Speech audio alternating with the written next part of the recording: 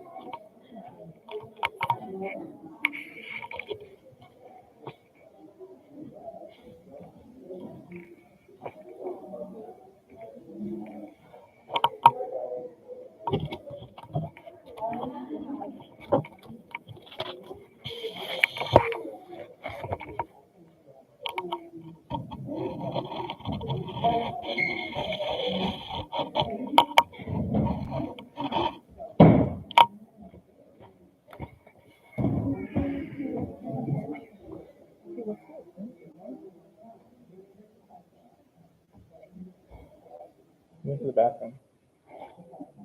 He was gonna hang out with his friend.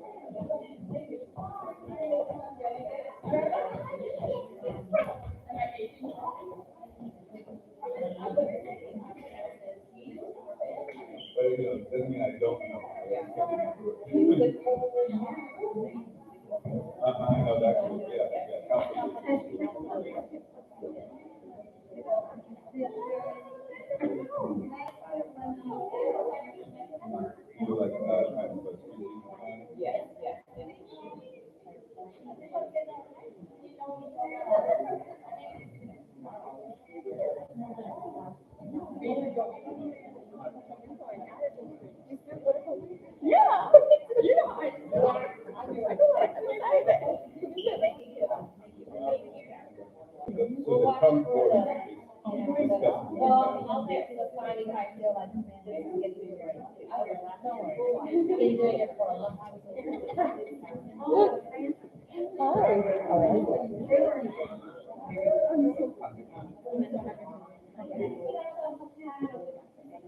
I miss you so much. I miss you so much.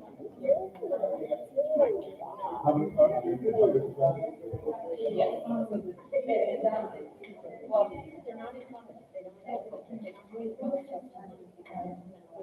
Oh, they're one.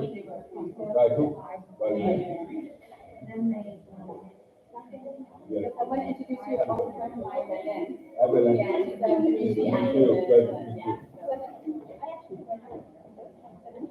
Okay, okay. Yeah, yeah. Okay. You live over. I feel excited, Okay. but I do feel You live in Berkeley, well, it's not good. Berkeley's not too deep. This is empty.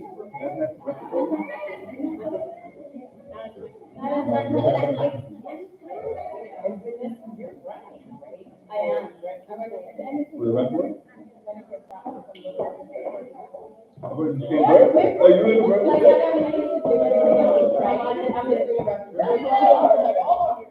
You live in Berkeley?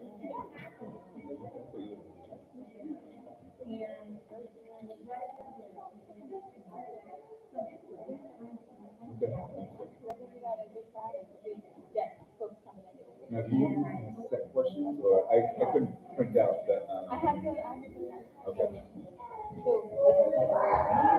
Yeah.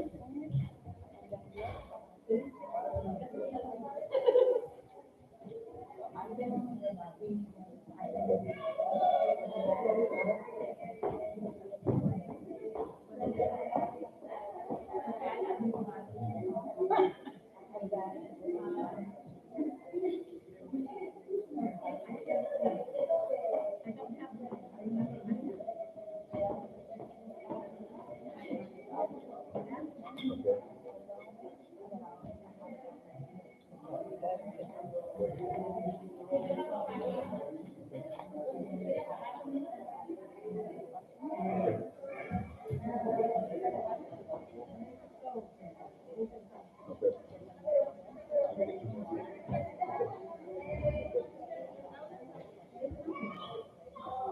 Do I have any follow-up questions or no?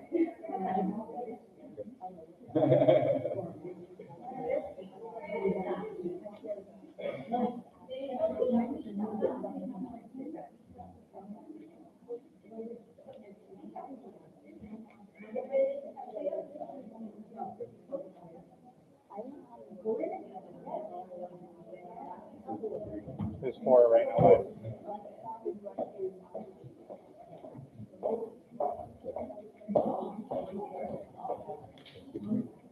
All right, so check, where am I sitting in Philly? So, I think just, yes, if you're right. Okay.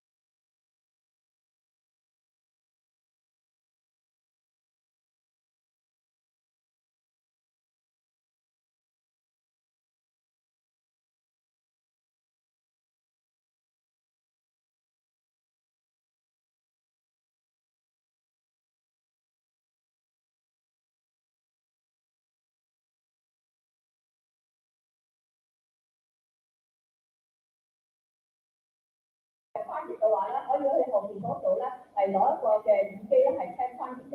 多謝。Just one announcement as well. When you work with interpreters, we ask you please to pause and let us render. Because if you jump in immediately, we don't have time to render in the language of service. Les pedimos el favor que cuando trabajen con intérpretes den la oportunidad de que los intérpretes hagan su trabajo. El idioma se está usando, necesita pausa para concluir y rendir el servicio adecuadamente. Gracias.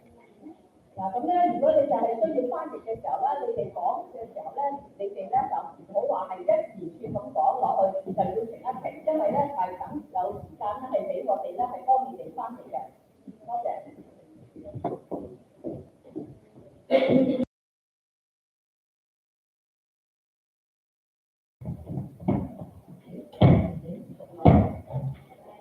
All right, hello, thank you for being here, and welcome to Parents for Public Schools of San Francisco's Community Candidate Forum.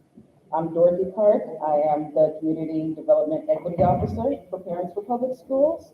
I oversee social initiatives and for the organization to ensure that we serve families, and I'm glad for you to be here with us and listening and asking questions of our candidates today. So it is my. You're not on the microphone, Valerie, so we can't hear you. Sorry. Hear me now? Yes. Okay. Go for it. Thank you. Okay, it is my great pleasure to introduce you to our Executive Director, Vanessa Morero. Vanessa Morero is the Executive Director of Parents for Public Schools and is a national organization which promotes fundamental value of public education. Vanessa has exceptional knowledge on race and wisdom serving public, including a decade experience working within the K-12 school districts, community college across San Francisco, and various organizations. Vanessa has received a multitude of rewards and including a letter of recommendation from the Congressional Hispanic Caucus.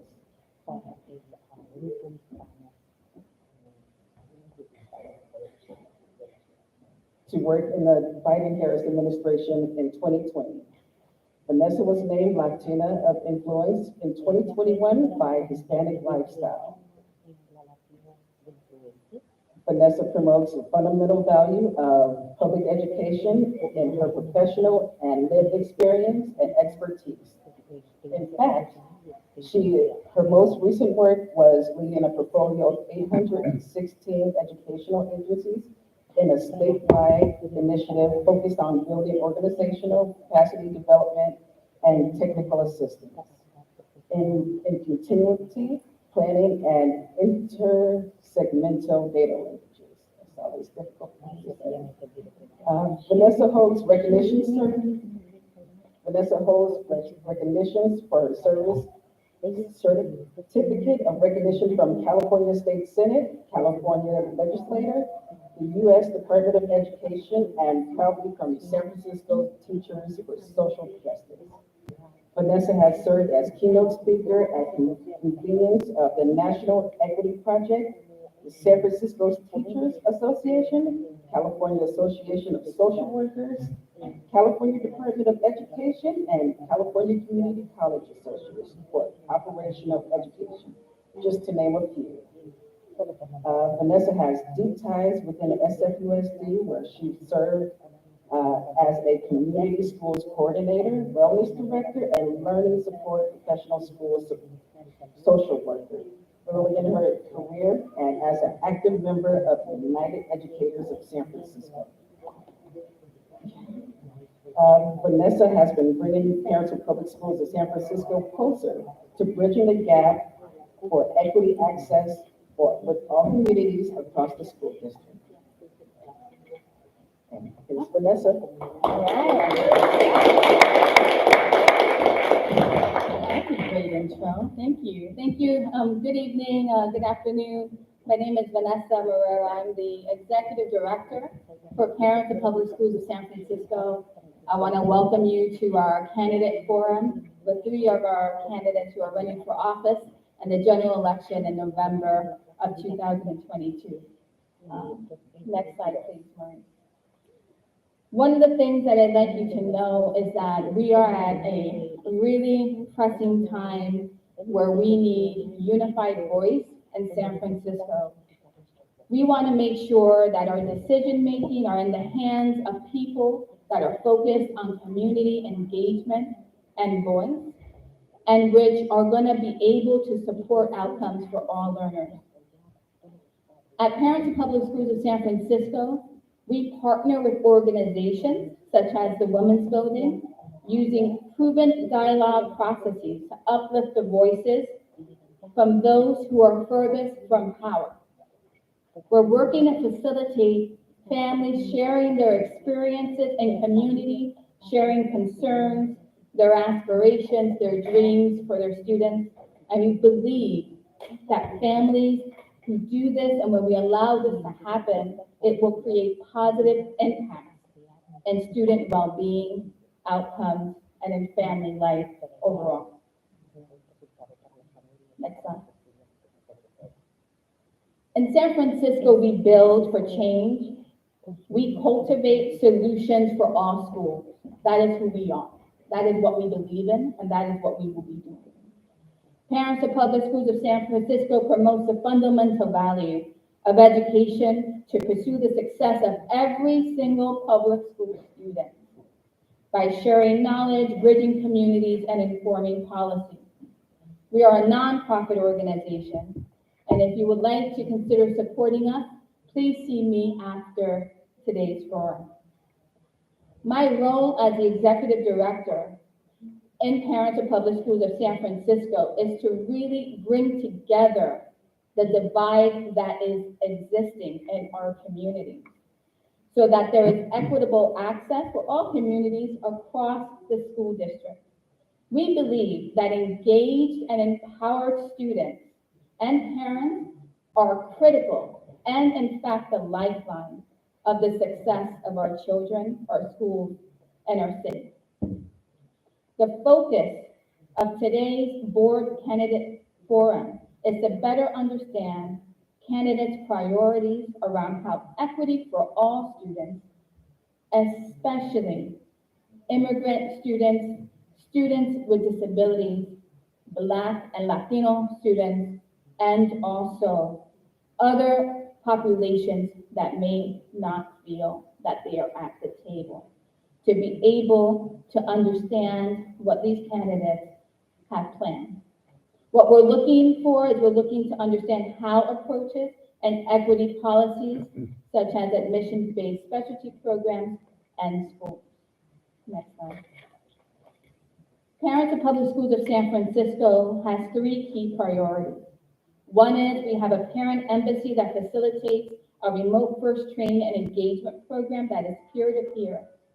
What we do is we take system leaders together and develop and help them anchor for student outcomes. The next is that we partner and we unify voice, such as what we're doing today. We draw upon bridging these communities together to strengthen relationships. We believe that as engaged partners, not stakeholders, partners, that we will be collaborative and collectively can work together to advance student achievement. Parents of Public Schools demystifies local, state, and national educational policy so that they are accessible and equitable for all families, and so that they increase the knowledge and ability for families, parents, and communities to advocate and effectively engage in spaces such as this. Next slide. I am so proud as the Executive Director of Parents of Public Schools of San Francisco. We have a team of credible models that is equipped to serve in this critical time. These models demonstrate trust, relatability, and also have the expertise of serving within the system and also in the community. Additionally, at every level of our organization, we have parents who are in leadership positions. And we see this as a critical role that we're taking and demonstrating in our community. Next slide. Today, our candidate forum includes several components. One is we're going to do a summary of rules of engagement. We're going to summarize the statement of partisanship. We're going to have opening statements. We're going to have formal questions, of which Dr. Nagara, who I'll introduce in a minute, will be leading. We'll also have community questions. And last, we're going to close. What you may have noticed is that on your seat, there's a question card. We encourage you to write a question down during the time that candidates are sharing responses. And when the community time comes, please share your questions with me and Dr. Nagara will ask them of the candidates. Okay. And today, I humbly, as a student and as a parent and as an advocate and the executive director, want to acknowledge Dr. Pedro Nagara for being here. He's interviewing our candidates. Right there, right? It is my distinguished honor to welcome Dr. Nagara to San Francisco. Dr. Nagara is the Dean of the University of Southern California Rossier School of Education and a distinguished professor of education. Dr. Nagara is an elected member of the National Academy of Arts and Sciences and a sociologist. His research focuses on ways that influence social and economic conditions, as well as by demographic trends in local, regional, and global contexts. Prior to joining USC, Dr. Nagara was Distinguished Professor of Education at the Graduate School of Education and Information Studies at the University of California, Los Angeles, and a professor at New York University, Harvard University, the University of California, Berkeley, where he was elected to the school board and taught in Oakland Public Schools. Dr. Nagara appears as a regular commenter on educational issues in national media. His latest book, in fact, A Search for Common Ground, Conversations About Toughest Questions in K-12 Education, is co-authored by a conservative commentator, Rick Hess, won the Association of American Publishers 2002 Prose Award. He has served on boards of education, including the Economic Policy Institute and the National Equity Project. He advises officials in many states of educational policy and honored by NYU's McSilver Institute for Poverty Policy and research and advocacy efforts aimed at fighting poverty. And in 2002, Dr. Nagara was ranked the third in the nation for influence and impact at Education Week. I think that deserves that.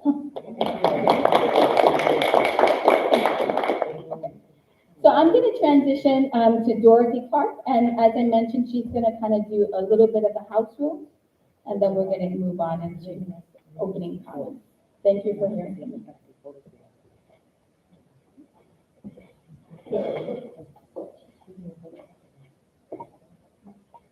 All right, so,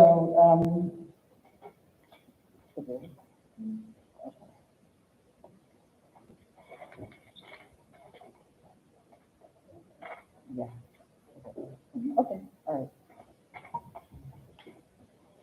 All right, so, a couple of things about why the school board is important.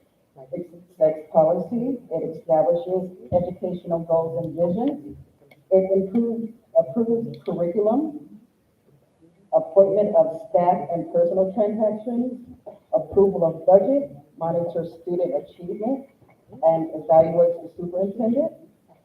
School boards ensure that success for all students making decisions that fulfill legal mandates and align district systems and resources to ensure long-term physical stability of the district. Boards must act collectively and openly by guiding community interest and informed recommendations of the superintendent and professional staff. The role of the community elects the school board members to the board and the power in the vote. All right, so in the original invitation to this candidate forum. All candidates were asked to review the ground rules and return the signed copy, and they did. Thank you for that. Parents for Public Schools is a nonpartisan, community-based organization that encourages informed, active participation in government and fights to make democracy work through education and advocacy. Parents for Public Schools never supports or opposes candidates or political parties, just so you understand that. So the forum rules are, Parents for Public Schools is to, okay, sorry. The format has,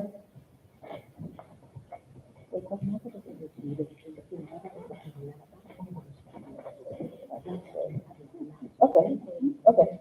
The format has been chosen in which we will give each candidate a chance to speak within time limits and which will be fair to all the candidates.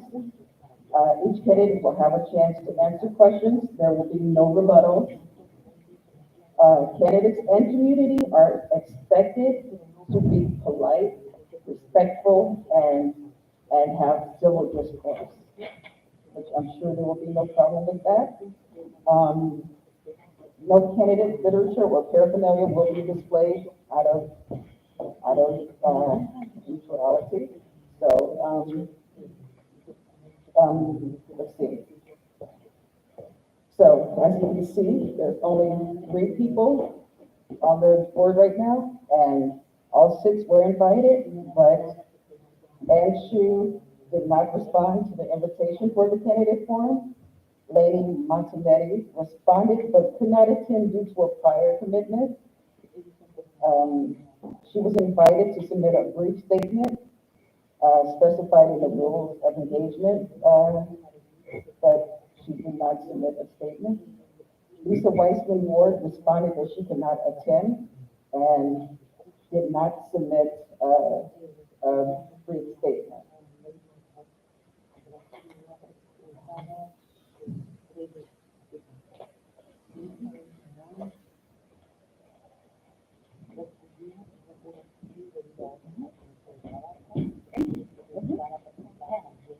All right, this is the moment we've all been waiting for. We're smiling because when community activates and comes together, right, and does the thing, this is good, okay?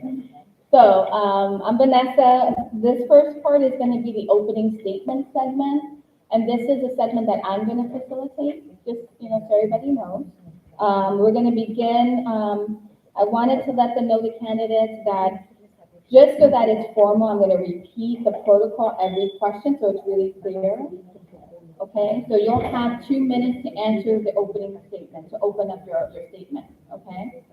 You're gonna be able to, be assigned I'm gonna assign you in an order so that you know like who goes first, second, and third. And then you're gonna be timed. So when your time is over, I'm gonna put my hand up like this.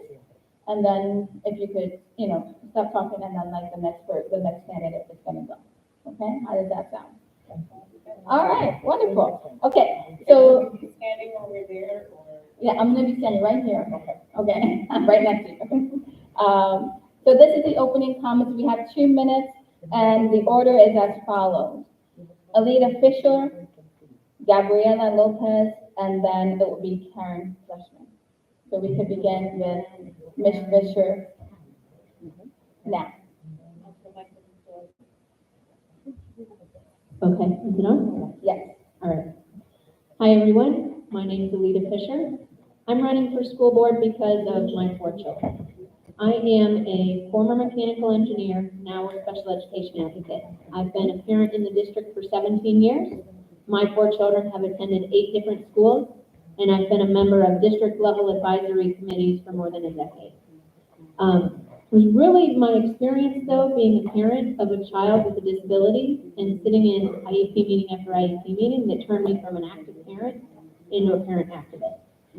So now, as a special education advocate, I go from school to school, meeting after meeting, day after day, and I help other families fight for supports and services that help their children succeed in school. And so instead of doing that meeting after meeting, school after school, I'm running to systematize that. Because what we know is when we put support and services, not only for our students, but our teachers to succeed in our school, everyone benefits. If you need support for your IEP, the entire school benefits. Think about universal design for learning. Think about those curb cuts outside. They were designed for people with disabilities, but it's really moms with strollers like me, people with skateboards, bikes.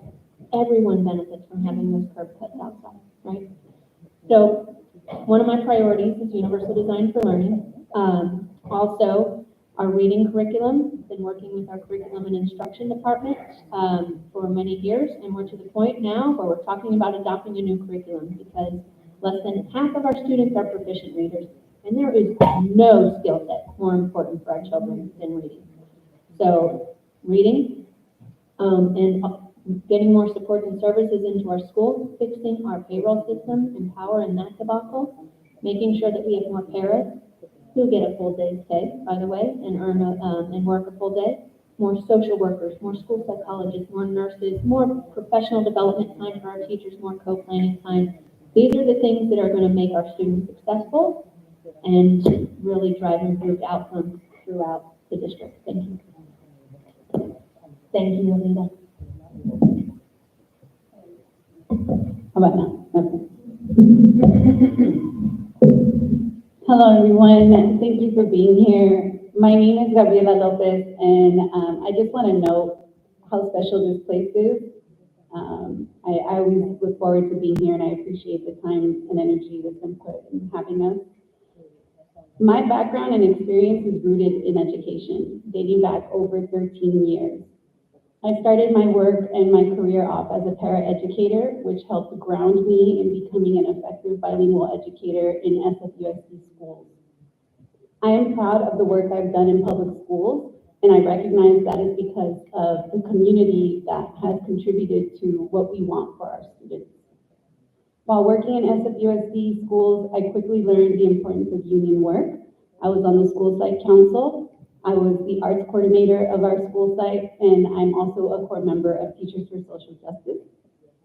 Formerly elected to the Board of Education, becoming the youngest woman ever elected in San Francisco, I was a fierce advocate for students, families, educators, and community members who count on our public schools to support them throughout their lives. I made sure to elevate the voices, concerns, and priorities of the people who hardly get to be in these spaces because that is where I come from. And that was my number one priority while I was on the Board of Education and while serving as an educator. During the pandemic, I made sure our school district protected our teachers, our students, and our families. And I was on the ground every day working with families, providing workshops, support with tech, providing school supplies to really help families understand the shift we were going through and what learning would be like at home. I continue to be an advocate for education, and I'm currently working at the University of San Francisco with future educators to thoughtfully prepare caring people to fully support our young people in San Francisco. Time. Thank you. Thank you, Daniela. Hello.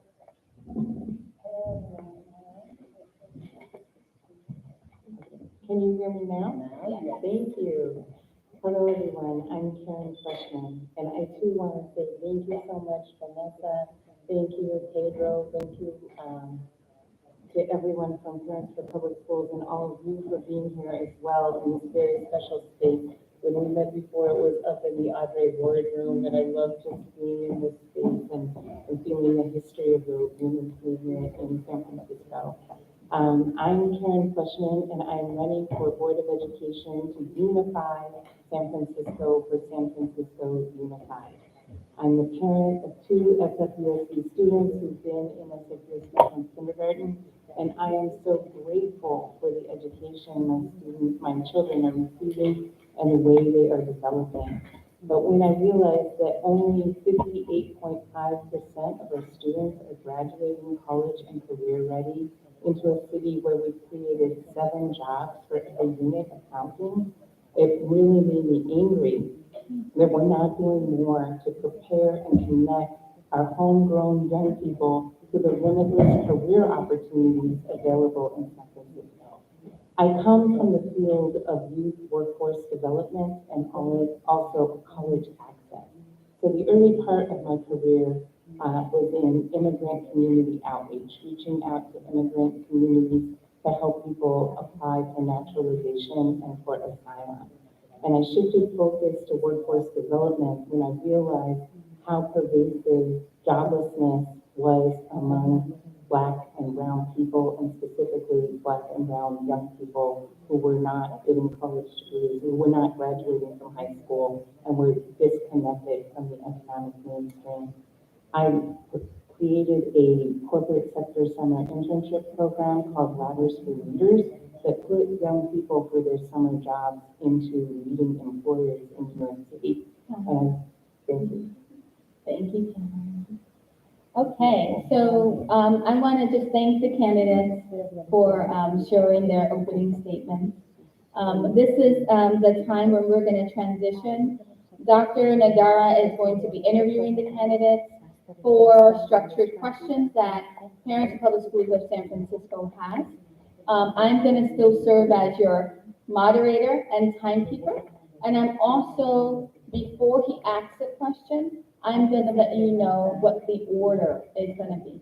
And the order will change for every question, okay? All right, so I just want to welcome Dr. Nagara back.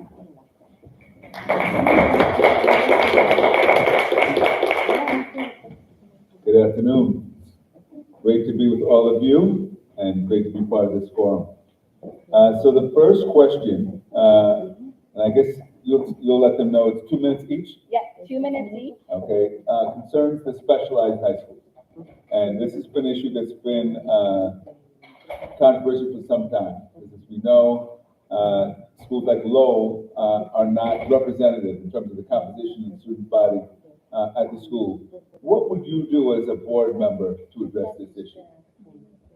So it's going to be Karen, followed by Alida, followed by Gabriela. Well, first of all, I don't believe that the board's new implementation of returning to the quote merit-based admissions policy is legal under California Educational Code. I don't anticipate that this will come up for a vote in the near term, but I think we do need to comply with the law. And I just find it appalling that we have created a system where so many resources are concentrated at one school, and that school also has an exclusionary culture that makes many Black and brown students feel unwelcome there. So I would work with the school culture to shift the culture to being safe and positive to everybody. This is very important that we bring together the students and the parents, because as I know, the students are never the problem.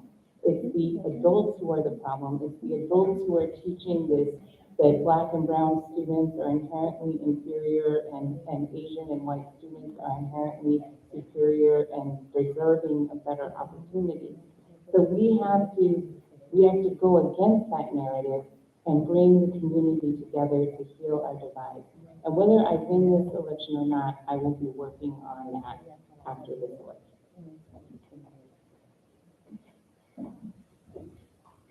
Okay.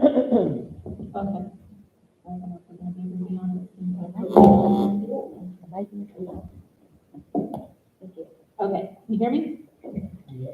Okay, we very often hear this framed as merit versus lottery, and I think that is a false choice between the two.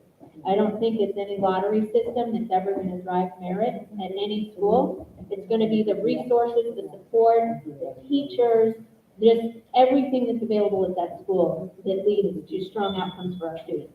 And we see that at Lowell. Lowell in 2020 had 130 AP classes, even though they were just over 3,000 kids. The next closest high school in size, Lincoln, about 2,400 kids at the time, had 30 AP classes. The clubs that are available at Lowell, there's just the endowment from the Alumni Association. There are so many great things at Lowell that lead to strong outcomes. So what we need to do is figure out how do we get those same level of resources at all of our other schools. And there are a lot of folks who are really nervous about like watering down roles, which that in of itself, when you talk about bringing more black and brown kids into the school, calling that watering it down, we've got to look at the inherent racism in that, right? But we also have to understand that those fears are coming from a place of parents wanting great things for their kids, right? So my kids went to Miraloma Elementary School. Like I said, I've been in the district for 17 years. We were one of the 10 inclusion schools at the time. We had an amazing level of resources to support kids who were on IEPs and Gen Ed. And when we moved all schools to inclusion schools, instead of bringing all staffing levels up to support students, we brought all the 10 inclusion schools down to the staffing levels everywhere else in the district. And now, that's why I'm a special education advocate, and I sit in meeting after meeting fighting for resources for all kids, right? So we have to be really, really careful how we address this. We need to bring everyone up, not watering.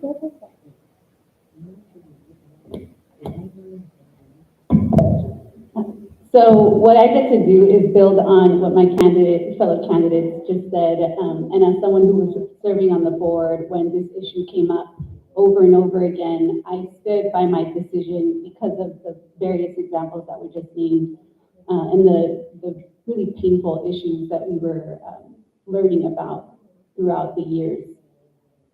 What was uncovered is this emphasis on one school versus the plethora of resources and opportunities that are at all of our high schools in San Francisco Unified. The issue is when we put all of our resources in one area. So as a board member, I really believe it is our duty to expand those services and uplift what other high schools are doing. Our career pathways offer so many examples of opportunities that our students can engage in high school. And that varies from education to agriculture to construction to healthcare.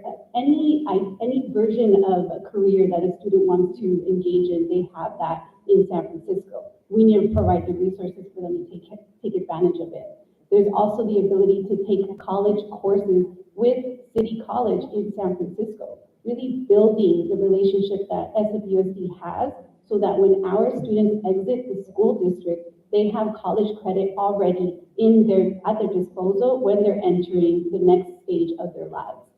So really helping build and rebuild what's happening to also uncover and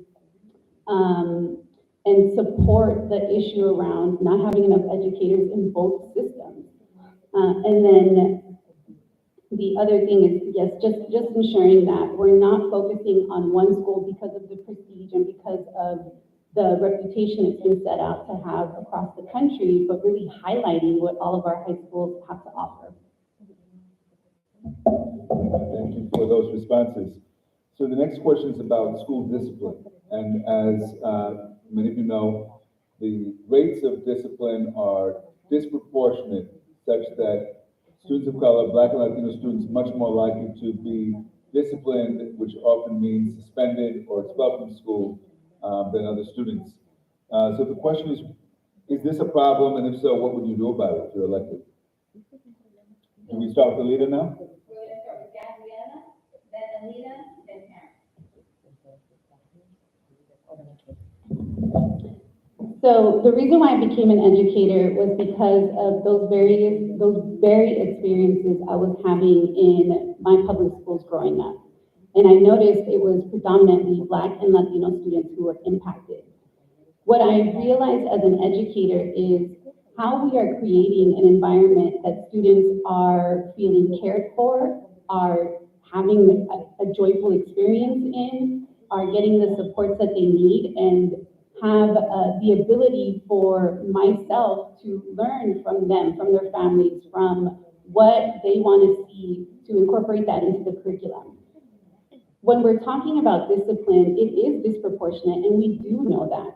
As someone who sits at the board level, we need to identify why that is. We need to be very clear what that's rooted in and how to support teachers in finding other ways to respond to helping their students.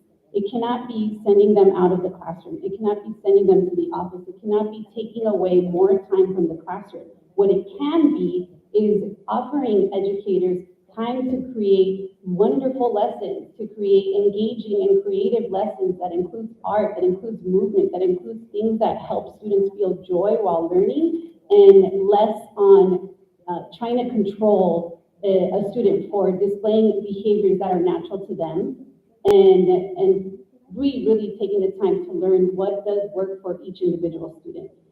So it's setting up an environment that has the resources in order to support students in the areas that they need, connecting with them, connecting with their families, and being truthful about what disciplinary actions are in place and why that is. Is it the school climate and the school culture, and how can we step in to support that?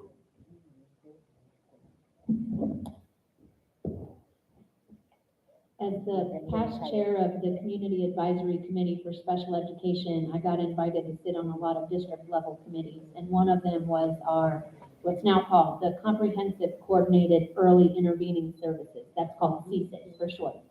And there's a lot of people in the district who still remember me as the parent who screamed at all the district level people in the room, because we were looking at data, and we were looking at the fact that less than 5% of our Black children with IEPs were proficient in their English language arts or their math scores on the SBAC. And everyone in the room was on their computers or sitting there. No one even flinched when that data was shared. No one.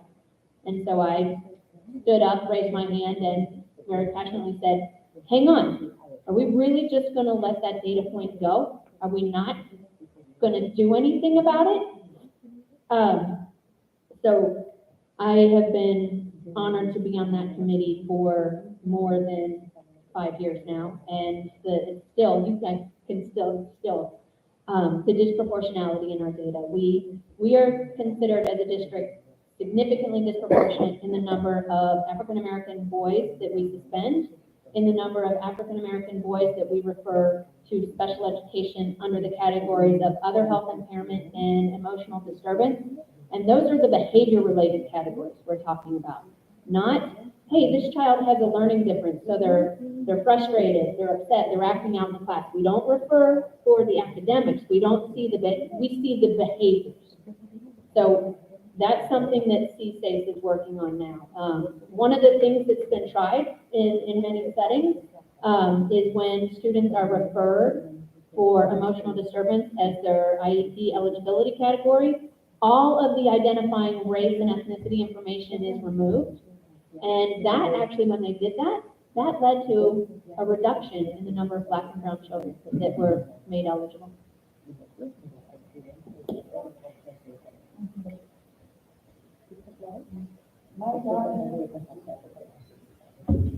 My daughter started SFUSD in kindergarten right when the district implemented a district-wide restorative practices and trained up all the educators and adults who work in the system in restorative practices. And I loved it. There were clear, consistent behavior standards posted all throughout the school, and the young people were trained how to be an upstander, how to pull someone aside and say, hey, I think you just hurt Alita. Alita, how are you doing?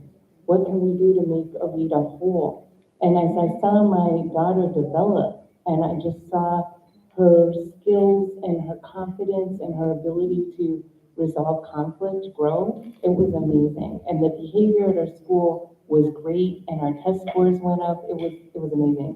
3 years later, my son started. There was a different principal. There was a lot of staff turnover. They did not train up the new staff in the restorative practices, and it all kind of fell by the wayside. And the behavior at the school got really, really bad, and it was just sort of a mess. So I really encourage us to reestablish restorative practices and really educate everyone in the school around anti-Blackness and anti-indigeneity. We are all conditioned to hold anti-Black beliefs, and we all need to do unlearning so that we don't inflict harm on Black and brown children and families. And I think that if we can hold each other to account, we can create incredible schools that are very diverse, very inclusive, and it will benefit our students tremendously because that is a life skill they will have throughout their life, to be able to speak up when they see harm occurring, to be able to listen to the person who was harmed and to the person who caused harm and bring healing. Okay, thank you. So, different question. San Francisco is one of the few cities in the country where immigrants are allowed to vote, undocumented are allowed to vote in elections. Question is, what else would you do as a board member to ensure that the voices of immigrant families are heard in the district?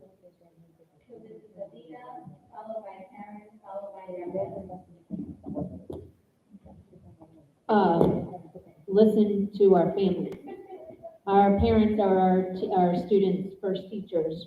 And we've got a lot of fantastic district level parent advisory committees. We've got our DLAC, our District English Language Advisory Committee. We've got our Migrant Ed, our Indian Education. We've got all these parent advisory committees, and we actually all work together. African American Parent Advisory Council, the SPEDTech that I mentioned before. We come together as a joint advisory committee in the past. The amazing Parent Advisory Council, which was founded here in San Francisco to be the voice of equity, and the work that they've done to bring marginalized family groups to the table and train families to engage with the board has been phenomenal, and district leadership. So we all work together on the LCAP task force. That's about budget compared to accountability. We take our budget and work with accountability measures and try and bring the two together. And we report to the Board of Ed once a year. And invariably, for the past 4 years that we've been doing that, we give this amazing presentation full of data, full of partner engagement, personal stories, and it goes nowhere. We get a response from the district, but it's generally like, well, these are the things that we're already doing. It doesn't address any of the points where we're asking for improvement. And so if we really want to have our families feel included and engaged and heard as partners, we actually have to engage and include and listen to them and take their feedback and do the work they need us to do to engage their students. So that would be the bulk of the work I would do. We need more resources at our schools too. We need after-school tutoring. We need places where families who don't speak English can actually go to get all of the things in their native language.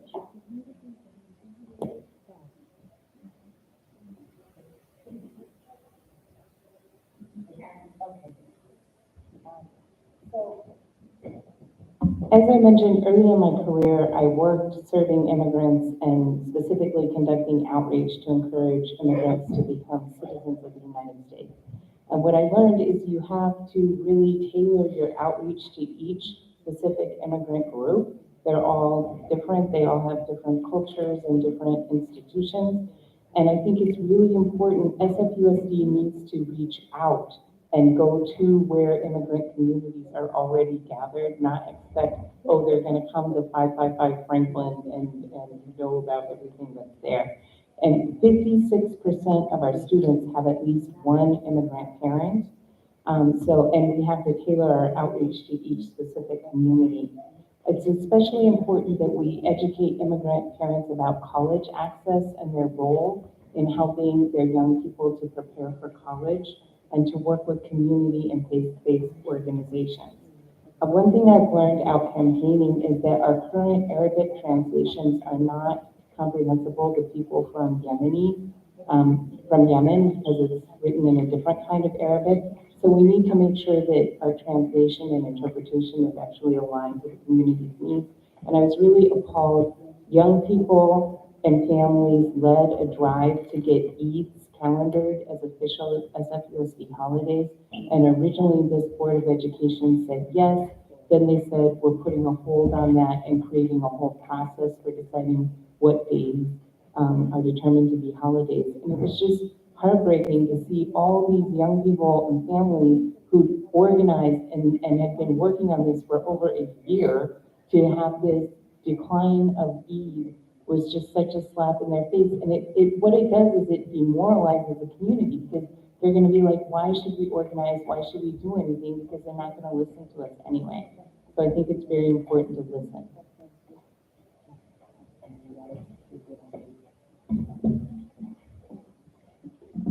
This is actually an area that I prioritize in all of my roles. As a Board of Education Commissioner and as an educator, I would consistently be out in communities listening to you all, to parents.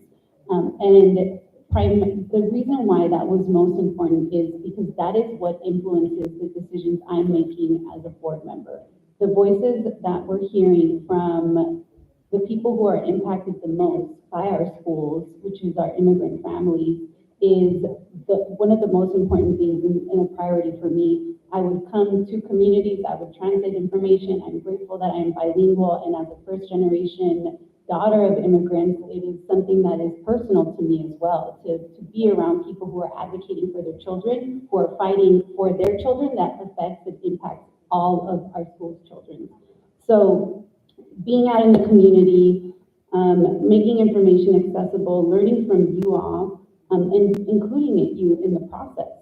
That is what I did as a board member. That is what I'll continue to do in any of the decision making. And one step that I want to do to make this relationship even stronger is ensuring that follow through, ensuring returning to communities when we work together on something, how we can continue to connect and see that flow throughout, and share.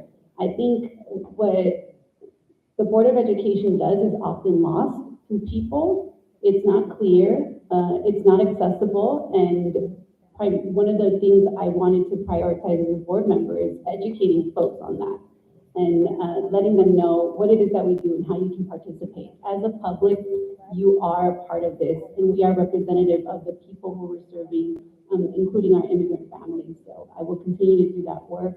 I do it now as an educator, and I know that that is something that was lost this year, which is primarily another reason why I wanted to make sure that we got to run again and be a part of this work. So the next question concerns students with disabilities, special education students. And the data in San Francisco shows that those students are consistently lagging behind other students. So as an elected board member, what would you do to ensure that the needs of those students being met, that they are educated in environments that are inclusive and supportive of their needs? Karen, followed by Gabriela, followed by Anita. I'm so grateful that my new friend, we didn't know each other before the campaign, but now we've become really good friends. Alita has educated me so much on this topic. And thank you for all your service to our young people around this topic. And I think it's really important that we assess all young people for learning differences early. As it stands now, parents have to fight to get those assessments, and so many parents don't get them because they don't even know that they're available. And then once they do get an assessment, parents have to fight again to get the adequate services. So we need to connect them to the adequate services and not force them to sue the district. At the beginning of every board meeting, they're in closed session and they're reviewing all this litigation against the district. It's like, how many people are suing the district? What if we took, instead of doing that reactive, we use those resources proactively to provide them so that people don't have to sue? I think it's really important that we reevaluate our literacy curriculum and make it easier for young people to read and provide a lot of support, especially for people with dyslexia, which is a very, very common learning difference. And we need to, if we help young people assess them for dyslexia and assisted them with the right reading materials, they could learn to read just like everybody else. So it's all about assessment and providing the services and not being reactive and waiting until later, and making sure that all of our young people are have the paras and the other supports that they need so that they are advancing with their peers. and they're not, we're not losing them. Because when young people start to feel frustrated because they're not advancing, that's when they start to disengage. And that makes them feel like they don't belong at school, and I want to avoid all of that.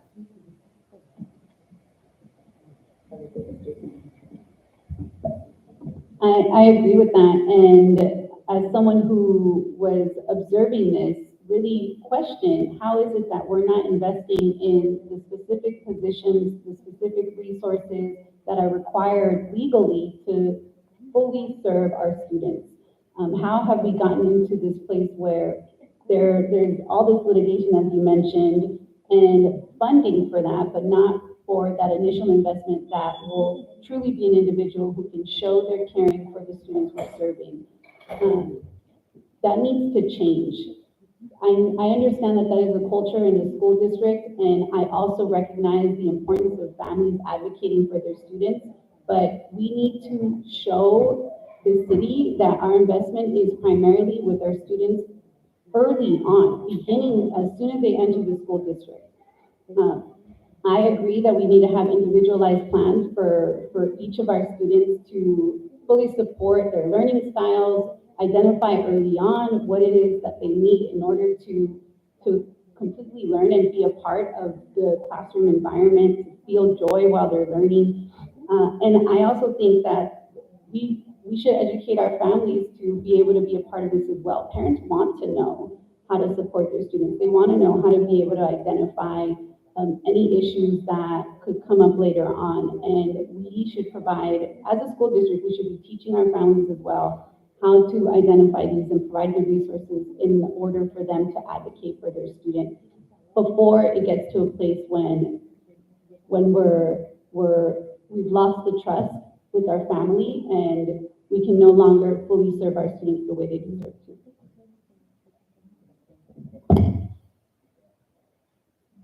All right, let's see if I can do this question justice in 2 minutes. I will start by saying every student who has an IEP is first and foremost a general education student. Every student who has an IEP belongs in every school setting. I mean, that's not just ethically right, that's legally what is right. We actually have an inclusive schools policy that states that all students are gen ed students. And so, yes to everything that both Karen and Gabriella have said. What we find in our schools is a lack of a sense of belonging for a lot of not only our students with IEPs, but our teachers, our RSPs, our special day class teachers, our service providers. Very often, an RSP is the person who might come in to help the kid who needs a little bit of reading intervention or a little bit of math support. Very often, they're made to feel like, here, this student is yours. You take them. You go deal with them. You go. And it's not necessarily because the teachers don't want to support the kids. It's that we don't all have the skill set. Our gen ed teachers and our special ed teachers are all asking for more training. They're all asking for more support. When my oldest started in the school district, every kindergarten classroom had a paraeducator in it. Every kindergarten classroom, right? So we need to make sure that there is much more support available everywhere. Much more training. And I think something that's really important to understand when we're talking about the scope of this, about 12% of our students here in the district have IEPs, 1 in 8 kids. And 75% of those students actually sit in general ed the whole day, at least more than half. So we are talking about impacts on every single classroom in every classroom. So I could go into a whole bunch of acronyms here for you because I totally nerd out with this stuff, but I won't. But belonging, welcome, inclusion. Thank you. Do you want to take over now? Okay. Thank you so much for providing all those really thoughtful responses. Feel free to get a sip of water and breathe.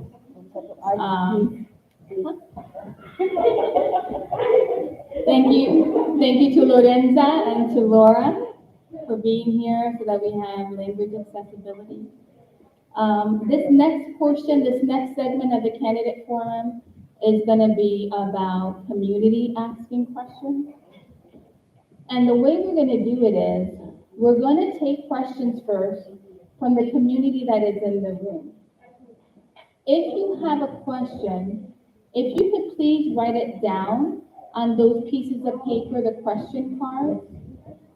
Rosario, raise your hand, is gonna be walking around and collecting the questions. So please take a minute and write down your questions on the question card.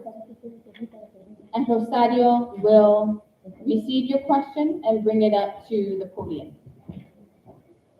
After we engage in the questions in the room, we will take online questions as well.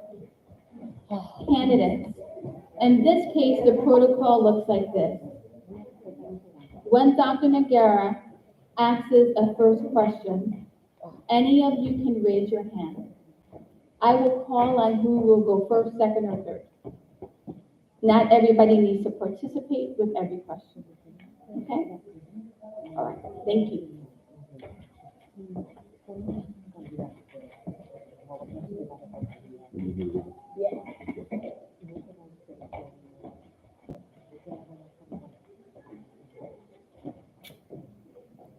You ready?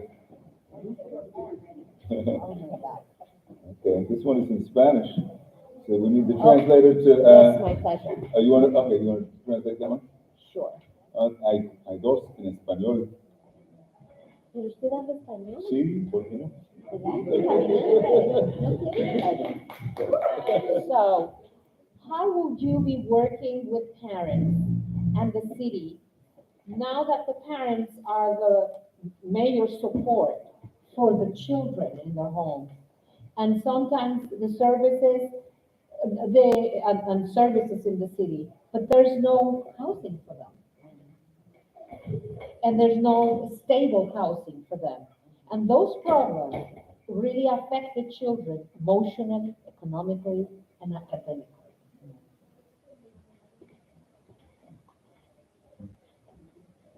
Raise your hand, participate, and I'll call you.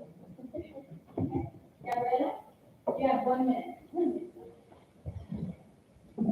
Gracias por la pregunta. This is an area that I've been really pointing to remind people that learning and the impacts on learning often are outside of a school district's purview. So we are not in charge of the healthcare that our students have access to, of the housing that our students have access to, transportation. Those are all things that our city takes care of to serve the same people we're serving. And what we really need to do is expand the relationship that we have, rebuild and repair the relationship the school district has with the city so that we can take advantage of the services that are on both sides. A school district is focusing on learning the child, but if the child doesn't have these outside areas met, which is access to food, feeling healthy, getting to school safely, stable housing, then that will impact the learning that's happening at our school site. So we really need to repair what's happening at the city level. Can I answer that question, because the district does get extra money now for, in the LCAP, for students that, at least those who have, who are homeless. So any thoughts about how those resources should be used? Yeah. Yes, and here in San Francisco, we qualify for both the supplemental and concentration grades. English language learners, students receiving free and reduced lunch, as well as partial English language learners and students receiving free and reduced lunch. Those are the three categories. So to totally geek out, because I love it, Maslow's hierarchy of needs is a concept that until you meet a student's basic needs, food, housing, shelter, do they have food in their belly? Until you get a student in your classroom who has their basic needs met, they're not going to be open to learning. So it does become the district's responsibility to help work this out, right? So I'm really excited that we've got some bright spots here in the city. We've got some great community schools, right? We've got some partnerships where we've got community schools coordinators. And I'm done. Okay, community schools. Yeah, shout out to Buena Vista, Orisman, and community schools and providing services at school sites for families. I think it's also really important for us to educate ourselves beyond just the Board of Education. What is on this ballot? Real estate developers have a vision of what they want San Francisco to be like, and it's all luxury residential buildings. So, there's measures on this ballot that will address that. So I think it's really important that we vote and show we want a livable San Francisco for working class people. Okay, so we've received many questions, so instead of each of you answering each one, we would just, we take turns answering, one of you will answer the question. So why don't we start with you, Karen? Parents have struggled to be heard by the district staff in the past. As a board member, what changes would you make to center parent and family voices? Well, I think it's really bad that the major point of input is people coming to 555 Franklin to yell into the microphone.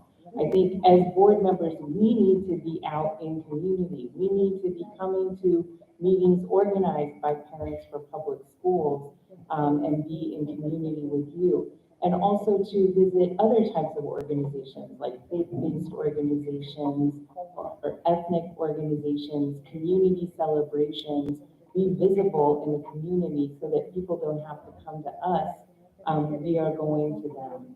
And I think it's really important that we make sure that we're not neglecting any particular community. We need to keep a list of all of the communities and make sure we are systematically going to each one. Okay, maybe Alita, you can take this next one. What do you see as the appropriate role for school board members in promoting student learning and equity?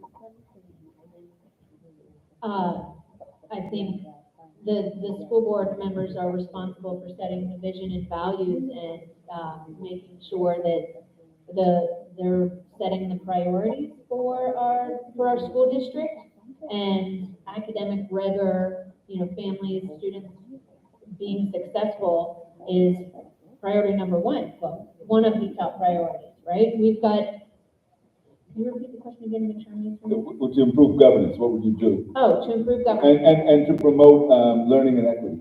Okay. So from a governance standpoint, equity, looking at the framework that our board is using right now, equity has to be one of our guardrails, to use their language. And we need to make sure that everyone understands the difference between equity and equality. Equality is everyone getting the same. Equity is people getting what they need. And unfortunately, we've got too many people who think everyone should have the same, and that is not helpful for our students. Gabriela, this one is for you. We live in a world that assumes success is a zero-sum game. This is true at Lowell High School. How would you address a new low or the end of a low? What's your take on that? Because we were able to see the outcomes of that decision and the switch, we saw students being able to attend a school that they have the right to be in. So I think noting what that meant, noting what it meant to the school to have diversity there, to connect a diverse population with an educational experience that we want all of our students to have, is something that we want to make sure students have the right and the opportunity to have.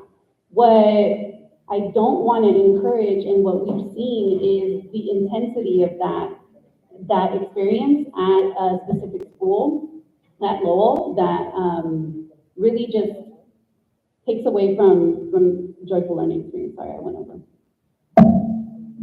All right, Karen, this is for you. It comes from one of our Spanish-speaking members of the audience.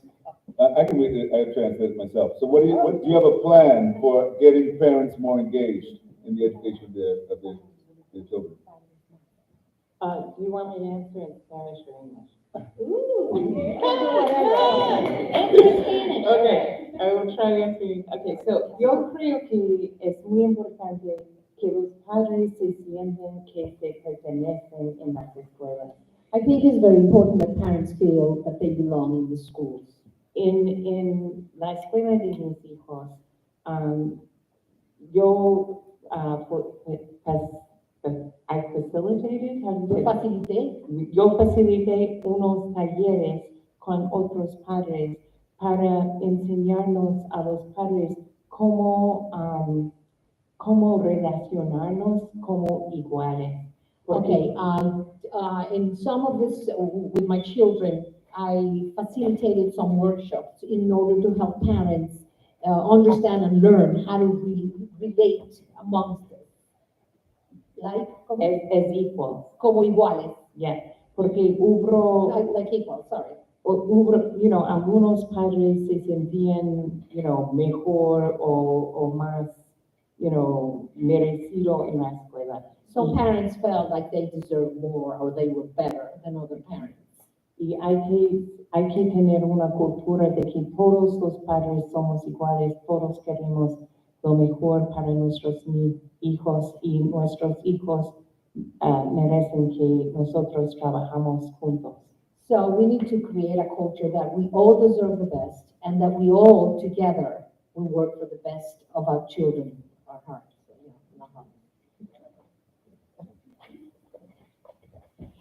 This one is for Alita. What's your take on culturally competent education? That we need more of it.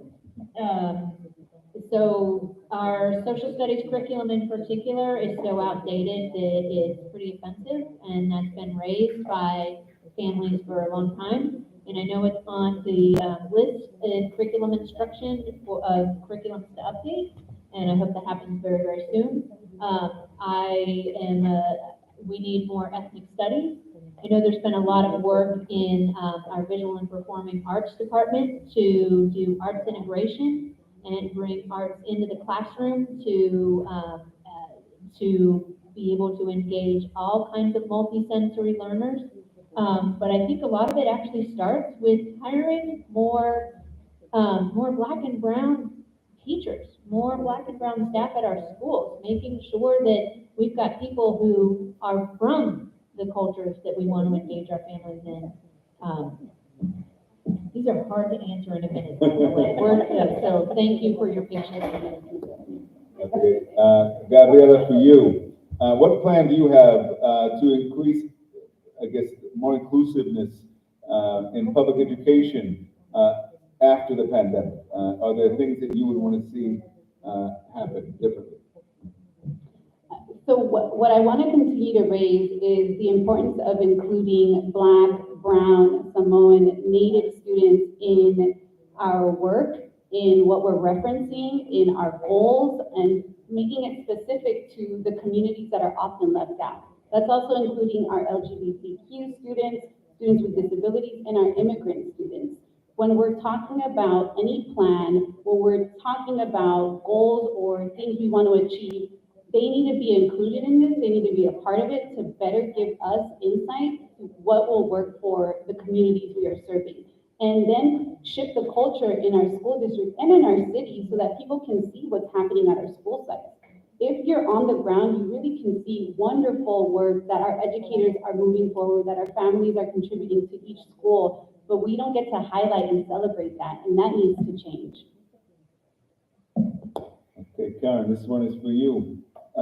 What would you do to provide support to the teachers of kids who are dealing with depression and drug use to help them cope and bring about a change in their life? Oh, wow, this is so important. As someone who worked in the field of youth development, I think providing care for our educators and for all our school site staff is extremely important.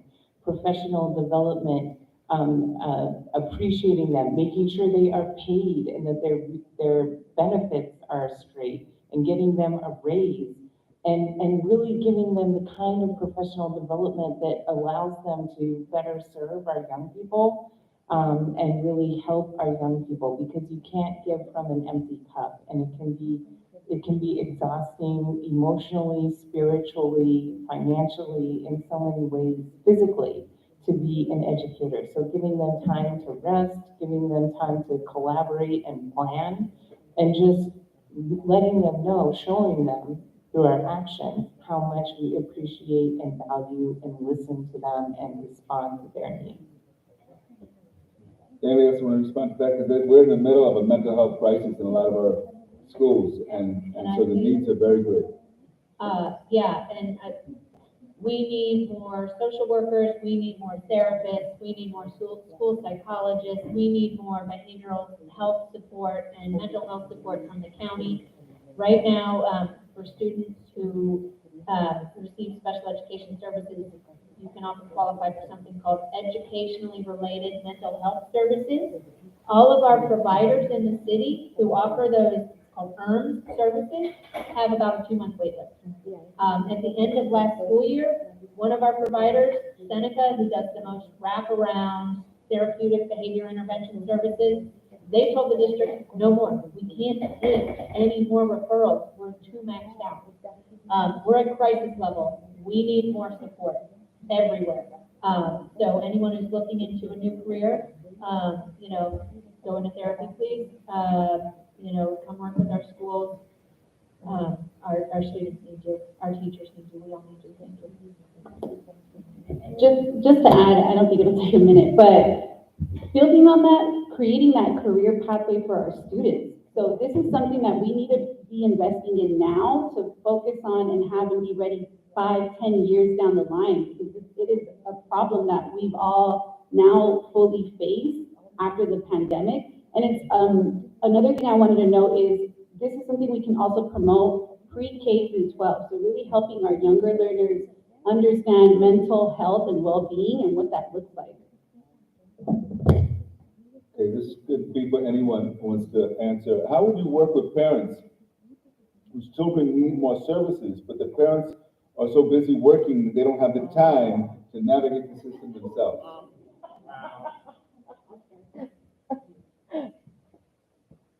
This is a lot of what I do, honestly. And I mean, you shouldn't have to quit your job. You shouldn't have to turn, getting services and supports for your kid into a full-time job. You should be able to work to support your family and know that your child will be supported in their school. That's what public education should be. I am the executive director of a small nonprofit, and what we do is work with families on sliding scale. We sometimes help families get advocacy services, and very often we refer them out to training. Support for Families of Children with Disabilities here in San Francisco is an amazing organization. They have parent mentors, they have training, they have support groups, and there's all kinds of, that's for families of students with disabilities, but if you need that same level of support, for many other reasons, there's a lot of partners who you can be connected with, but you shouldn't have to, you should be able to work and know that your child will be safe.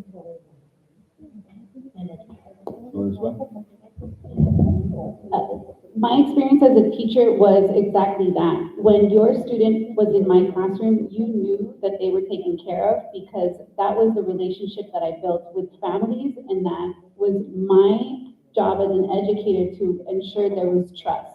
So what I'm seeing and what I'm hearing is parents want to be able to trust the schools that are serving their students enough for them to safely enjoy their work, deal with work, and not have to also worry about what's happening at school. So rebuilding the trust, and then what students are experiencing needs to be accessible for families.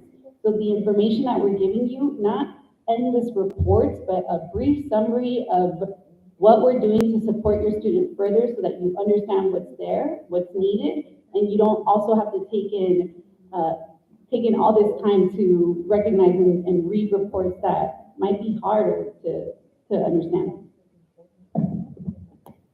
I think it would be important for SFUSD to have an ombudsperson, which is someone who works for SFUSD, who works directly with families who are having challenges navigating the system and helps them from the inside to get it resolved. Because it's great to have parent advocacy organizations, but really SFUSD needs to be accountable to families and providing that support to help them navigate the system. And this next question is about working with CBOs, which is related to some of the issues we discussed. What would you do to ensure that the CBOs, which often are close to the communities, have a voice in making decisions and influencing the way that communities in need are served? I love youth serving community-based organizations. I've worked for them. I worked for the City of New York Department of Youth and Community Development, which is like the DCYF. And I think it's really important that there be coordination at all levels of SFUSD. So Vanessa shared with me that the superintendent used to have a standing monthly meeting with the community-based organizations. I think that is super important to bring that back. But there's also lots of smaller community-based organizations that need to have strong working relationships with the schools right there in their neighborhood. So just getting folks together to collaborate and to make sure like we're not concentrating all the services in one neighborhood of the city, but they're distributed equally and like, yes, those types of things. I'll go back to what I said earlier. Community schools, that's where I had to stop. So I'll expand on that a little bit.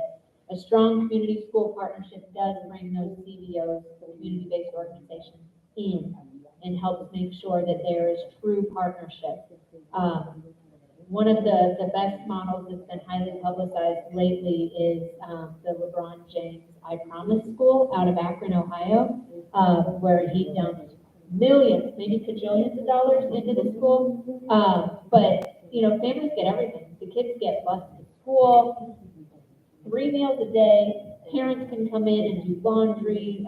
Parents can get GED, whatever they need. It's the wraparound services there. It's not just meant to elevate the child and engage the child in learning, but the entire family.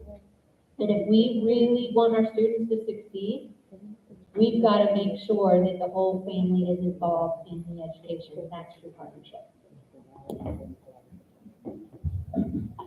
The first thing we need to do is find out what services are available and where. In San Francisco, there's so much access, there's so many opportunities for our community-based organizations to connect with the students that they often have better relationships with than our own schools do. But we often don't know what that is, what is available, what's around. So having a list of who is working with our students, what they offer, how we can partner, and making the communication between the school district and the CBO very clear. I have heard so many countless stories about being unable to access information, important information that can help better serve our students, being cut out of a process that doesn't help build the relationship that's needed in school sites, and it needs to be stronger if we want to work together. We have a question online. You want to? Says, if elected, how do you plan to engage with community members for learners of students outside school board meetings? And how would that be implemented? Sure. I think the question was how, if we're elected, how are we going to engage with families outside of the board meeting? Right? Well, so first of all, when a family comes to the microphone and gives public comment, legally the board isn't allowed to respond to that. So that is the worst place to come and expect a response, right? But I really love what Karen said about an ombudsperson. We have family liaisons in our schools. We need them in all schools, community schools to engage families. Commissioner Stephen Cook a few years ago actually did office hours. And I think that should be expanded. Like I'm a member of a community advisory committee for special education. Every year we invite the commissioners to come to our meetings. So I will go to all the parent advisory committee meetings. I'll go visit schools, sit in on PCA meetings, SSC meetings, ELAC. It's not any parent's job to come to me. It's my job to go to the parents. So, and I think, you know, if I would be allowed to sit in on a couple IEP meetings, I'd love to do that because as goes special ed, goes the rest of the school, in my humble opinion. Anybody else want to add to that, or you like? And then I have one more. I think we have time for one more.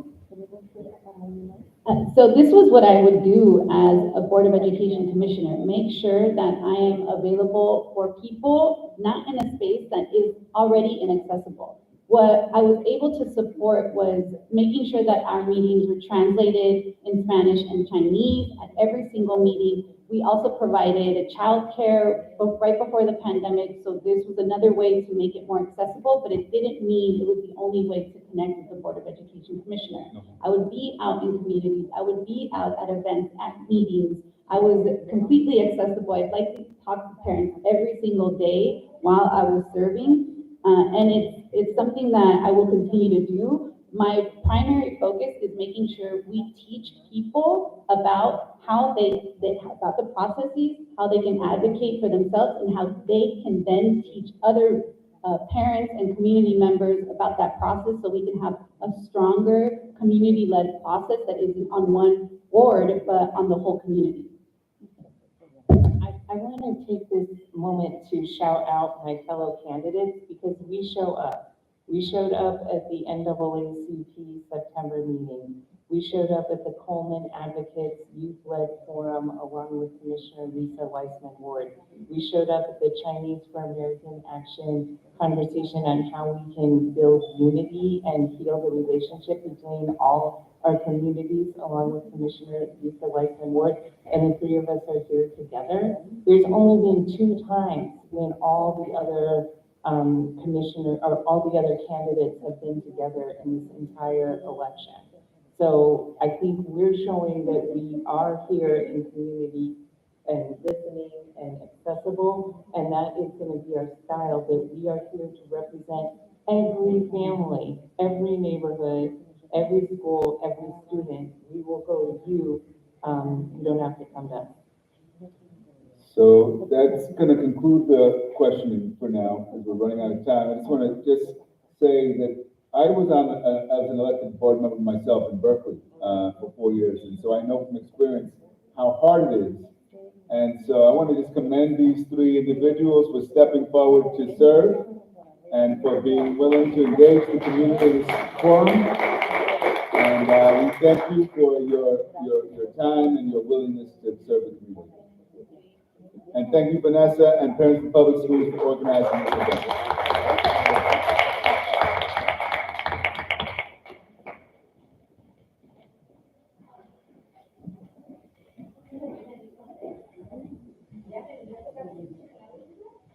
Okay, I want to thank Dr. Pedro Nodara for being here live and interviewing and supporting the work of Community Voice. So thank you for being here. And I want to thank Karen and Amita and Gabriela for showing up, as you mentioned, and sharing your thoughts with our community. And we wish you all the luck and the rest of your journey to November 8th. Okay? Thank you all for being here. I'm Vanessa. I'm the Executive Director for Parents in Public Schools of San Francisco. I want to thank the Women's Building for allowing us to use the space. And I want to thank our board members who are in the house, of which I see Dr. Hill right there. And Leslie was here a little earlier for supporting the work that we're doing. I also want to thank our strategic advisor for academic success, Dr. Iris Taylor, who's here from Tennessee. And if you have any other questions for me, I'll be there at the door, ready and waiting to share more information. Thank you for being here. Vanessa, could we just make an announcement? Would that be okay? No. So. You gotta keep it. Keep it. So you have to honor the space, right? Right. All right. Well, I'm glad it's worked out. Okay. I'm gonna meet my daughter.